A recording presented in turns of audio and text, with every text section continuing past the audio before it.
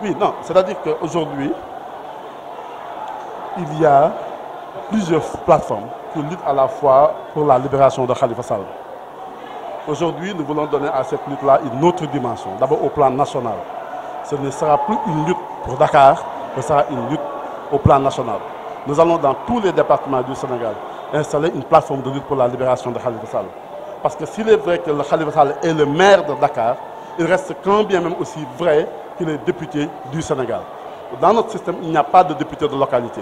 Il y a une représentation nationale. Chaque député représente l'ensemble du peuple sénégalais. La Constitution est très claire à ce niveau-là. C'est pour cela que la lutte pour faire sortir le député Khalifa Sall de la prison, ce n'est pas une lutte de Dakar, c'est une lutte pour l'ensemble justement de nos concitoyens. Nous allons aussi mener la lutte au plan international. Aujourd'hui, nous allons aller rencontrer les organisations parlementaires au plan international. Les juridictions internationales aussi bien au niveau national qu'au niveau international, qu'au niveau mondial. Comme les juridictions effectivement de l'Union aussi vont être saisies. Les avocats vous en diront plus. Donc la lutte va prendre une autre dimension à partir justement de cette semaine-là. Parce que nous avons l'impression qu'on ne nous écoute pas. Nous avons l'impression qu'on ne nous entend pas. Les formes républicaines que nous avons tenu à emprunter jusque-là, je pense que les uns et les autres ne l'ont pas compris. C'est-à-dire qu'aujourd'hui, ce qui est en train d'être fait à Dakar va être fait dans toutes les régions du Sénégal.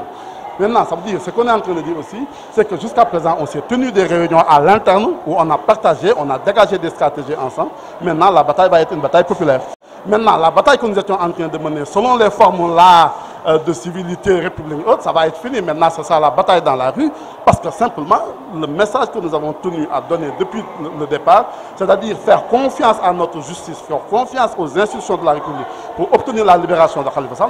Nous avons compris que les gens ne l'ont pas compris de la même façon que nous, et que cette bataille-là va cesser d'être une bataille judiciaire pour être une bataille politique.